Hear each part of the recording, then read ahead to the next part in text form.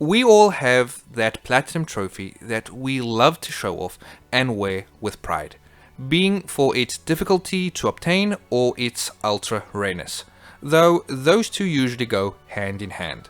Few people can say they have platinumed such legendary games like Call of Duty Black Ops with its ultra rare 0.3%, The Last of Us ultra rare 0.5%, or Grand Theft Auto 5 with its ultra super duper rare 0.01%. No doubt that the trophy hunters who have achieved these monstrous feats have undeniably earned their platinum bragging rights. But if asked if they would do it all over again, I would bet the neighbor's house that the answer would be 9 out of 10, dear God, no. And here, this video's talking point. 6 games that I have personally played and platinumed and would never do again. So let's jump right into it. Lego Marvel Superheroes. When one thinks of Lego, apart from an awesome childhood of building castles with their parents, one could be tricked into thinking that Lego games are a chill and easy platinum. And this is kind of true. These games are not overly complicated or difficult, but their platinums usually are tedious, repetitive, and grindy as F. Case in point, Lego Marvel Superheroes. Being the first ever Lego game I played, I will be honest and enjoyed every minute of normal, air quotations, gameplay. However, when it came to getting the trophies, a grindy, time-consuming hell awaited me. Most Lego games seem to follow the same pattern. Hub world with a lot of shit to do, and play the campaign at least 2 times to be able to get all the collectibles. I mean, was it really necessary for me to transform into Hulk 50 times for I'm always angry? Or destroy 100 vehicles for road rage? Or collect 1 billion studs? Really, my guys? I would have to say 100%. This game really drained me. It drained me so that I literally cannot play Lego games. I booted up Lego DC Villains back in the day, and when I saw that this platinum was similar to this, I noped the F out. Like I previously stated, the game in itself is hella fun, but its platinum is not.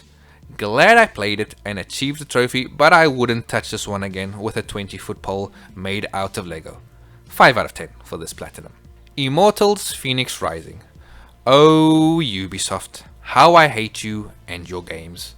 I mean, I did enjoy the first 3 Assassin's Creed, but Ubisoft games are all the same, to be honest. Enter Immortal's Fenyx, a game whose trailer looked pretty interesting, but seeing that Ubisoft next to the title put me off immensely.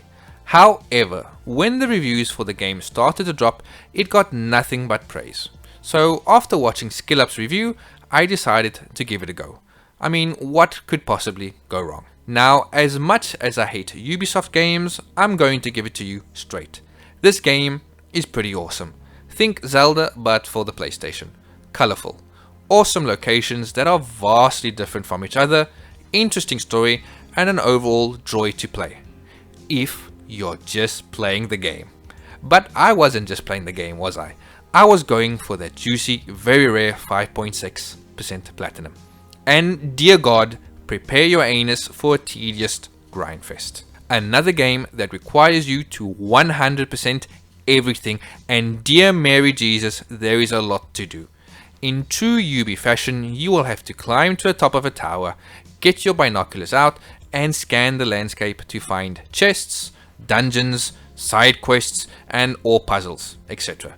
These don't pop automatically. No, you have to find them yourself from up there, and if you are not thorough, you will miss something and you will be driven to the brink of madness trying to find it. I literally had to find a map on Google where everything was unlocked and went one by one comparing it to my map to see where the last objective was. I will also add that Immortal's map is huge, by the way, so I had to do this in sections. This at least took me an hour to do, and in the end it was a puzzle that I didn't do because I believed I had maxed out whatever it would have given me. But the sigh of relief I let out when that platinum popped, I'm sure that it could be heard from the space station. This is another example of a good game, but awful platinum. 4 out of 10. Sackboy A Big Adventure. Sackboy is the definition of being catfished. Look at the cute Sackboy. Isn't he cute? He would never do us any harm. Lies. Deception. Sackboy is the true villain in the story. I went into this thinking that it would be an easy platinum, but came out a nervous wreck. Now I've talked about this game to death on my channel, so I'll be brief so not to repeat myself. Decent game with skill spikes that you won't see coming, especially in the later levels, which to be able to unlock you must collect a certain number of orbs. I would say the online co-op trophies are also a pain in the ass because 1. Co-op and 2. Online. Need I say more? But the granddaddy of bad times is the gold trophy String It Together, a 10-minute obstacle course that will make even the toughest and most veteran platinum hunters cry and break their controllers in frustration. I have a video for Sackboy's Platinum on my channel, so give that a watch after this if you like.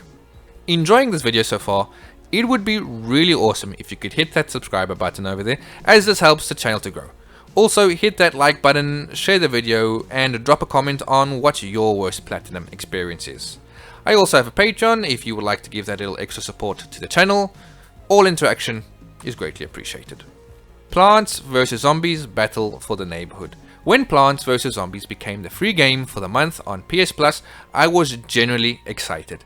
I had been eyeing it out in the second-hand bin at my local game for some time, so being able to finally play it, and even more, get it for free, was the cherry on the platinum trophy shaped cake. Now, like any good trophy hunter, I consulted the trophy list before putting on my helmet and jumping into this war zone.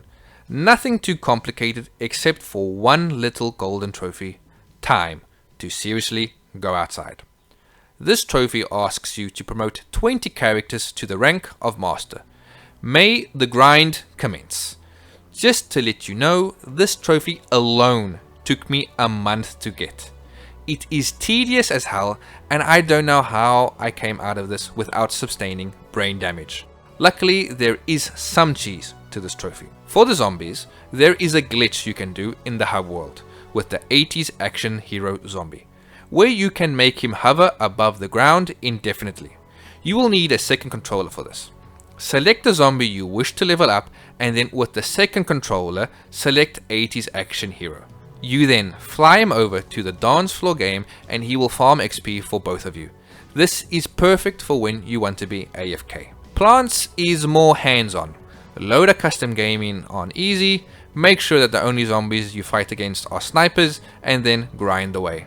They didn't have to make this trophy so unnecessarily grindy, yet they chose to anyway. That day they made a powerful enemy. 3 out of 10. Call of Duty Modern Warfare 2. My first card where I actually got the platinum, and to my understanding the easiest platinum to get in the COD series.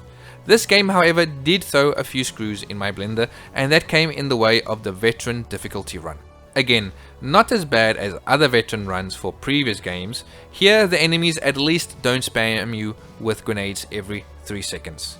Though the constant inching towards the end of the level and making sure there's no enemies waiting for you around the corner with a shotgun to insta-kill you was tedious, to put it lightly.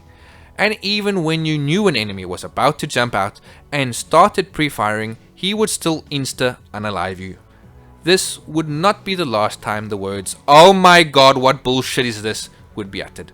I am all for a game throwing some challenge in the mix, but I believe that challenge should at least have some fun factor to it. But like a good little soldier, I marined my way through and got that bullet-filled platinum. Video on my channel if you're interested. DragonBall Z Budokai Collection. For this platinum, I got out the old big boy himself, the OG PlayStation 3. I had just bought one second hand and was eager to see if it was working and jump back into the world of Dragon Ball Z. Now, the Budokai collection is 2 out of the 3 games that came out back in its day, specifically the first and third game. Why the second one is not included, dunno. Now, to achieve this platinum, you have to play both games and unlock certain characters, do some miscellaneous stuff, and win some world tournaments, the standard trophy run. While Budokai 3 is more time consuming, as to get certain storylines, certain things must be done, it is a joy to play. However, the same cannot be said for Budokai 1. Dear God, has this game not aged well. It was a slog to play this utter dog poo, even more when I had just played the masterpiece that was Budokai 3. I put settings on easy and tried to rush through this hellhole so I could finally get the trophy that had eluded me for more than 9 years and 11 months. The last trophy was to win a world tournament on Advance. The amount of times I would make the semi-final or final just to lose was so infuriating that I almost went Super Saiyan. I'll remind you that I was playing on easy, but the AI was taking this personally, so either this was a skill issue or some bullshit game breaking plot to stop me from achieving my goal. I know which one I'm choosing. Bonus round, Resident Evil 8 Village. So, a bonus game here, though technically I am cheating, as I haven't achieved the platinum to this yet.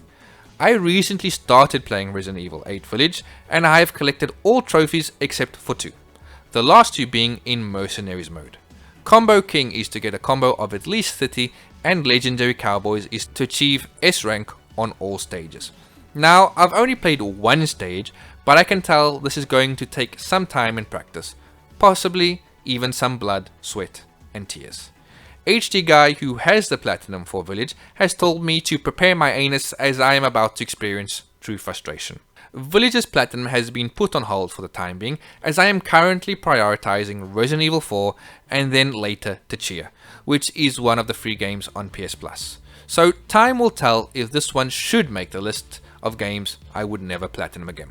Wish me luck, boys. Oh no, they're coming. Who is? What the hell was that? Well, those are my games that I would never platinum again. What are yours? If you've enjoyed this video, please hit that like button and consider subscribing if you haven't already. Drop a comment, follow me on my Twitter, I have a Patreon as well if you're interested, all links in the description. Thanks again for watching, and I'll see you all next time.